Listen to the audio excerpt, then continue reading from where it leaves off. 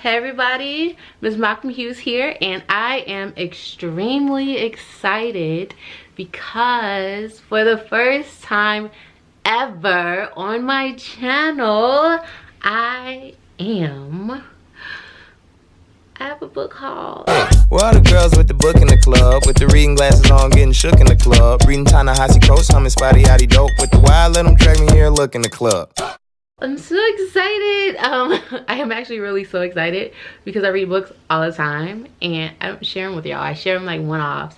But today I have a comic book haul. So no need to give any long introduction. Let's just get right into it. All the comic books I picked up today. And I do have a secret to share with y'all about one of the comic books, and I will start with that one. So I didn't actually purchase these in store, which is really hard to get ever since this show came out, but I did purchase them online, and I'll tell you how. Umbrella Academy. So Umbrella Academy 1 and 2. Ever since the show debuted on Netflix, it has been just a hit. Everyone has loved it. If you try to go online and order these off Amazon, they're on back order. If you try to go online to Barnes & Noble, they're sold out. I was actually fortunate enough to find these for a regular selling price. Like, of course you can find them online, but people are reselling them for entirely too much money. So you just have to have your wits about you and search around. I was able to find these online via Books A Million. If anyone is not familiar with Books A Million, think Barnes & Noble, think Borders back in the day. I've only really seen them in the South. I'm sure they're in other places as well. So I was able to get them regular price. I was actually able to use a discount code that I had, so I actually got them a little cheaper. But yes, I'm excited to delve into these. Know that a review on these will be coming. Well, a review on this one will be coming for sure, because I kind of want to compare it against what we saw in the television series or in the Netflix series, because I hadn't read it prior to watching it, so I want to see what the differences are. So Umbrella Academy is the first book series I got in my haul. Next up we have Winter Soldier. So this is book 3 in the most up-to-date Winter Soldier storyline that Marvel has going. I have never read anything about Winter Soldier before. I haven't even read the first 2 books. I have them, but I haven't read them yet. So I haven't delved into this, but I'm really excited to get into it. I think that based on the films, Infinity War, we're all a little intrigued, which is why I have been picking this up and am excited to get into it. Next we have Captain America 7 and 8, and I'm telling you all the numbers so that you'll be aware of where the most recent run of the series are. So I have Captain America 7 and 8. Again, I haven't read them yet. I do have all of the ones before this. It's another one that I'm picking up that I plan to get into at some point. And you can see all of these are new. I haven't even put them in sleeves yet. But yeah, so I'm excited to get into this as well. I mean, Captain America is just legendary, and I haven't really given it a chance. And another thing that really made me want to get into this is Captain America that came out, but it was, hold on, I can show you. So what made me want to read Captain America is actually reading America, which was the most recent run of Captain America. She's a badass Latinx or Latinx woman from New York. I can't remember if I reviewed this or not. I think I have. I think I've talked about it. Yeah, I've talked about this before. It's amazing. It was canceled way too soon in my opinion. But yeah, it's by Gabby Rivera. You know, I love her as a writer. I have a fun story about her that I won't tell y'all. But yeah, so this is America. And this actually made me feel more inclined to read Captain America because I wanted to know more about the history and the powers there beyond what I've seen in films, and to really get more of an understanding. Even though her story is a standalone, I wanted to know more about the character she was based on, so I'm really excited to delve into Captain America. All right. Next up we have one that I've been raving about forever.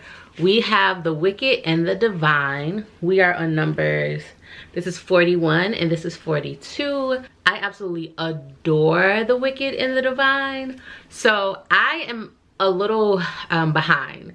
I'm not all caught up, but I have the most recent versions.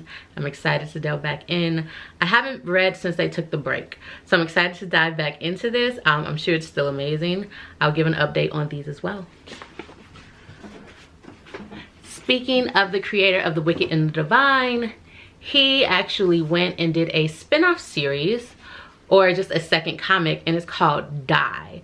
I haven't read this. These are issues 3 and 4, so I haven't read them at all, but I'm really excited to get into it. The description of this, if you talk to Kieran Gillen, which is the writer, he says that it is goth Jumanji, which is interesting. Here's a summary of what it is. So it is a pitch black fantasy where a group of 40-something adults have to deal with a returning unearthly horror they barely survived as teenage role players.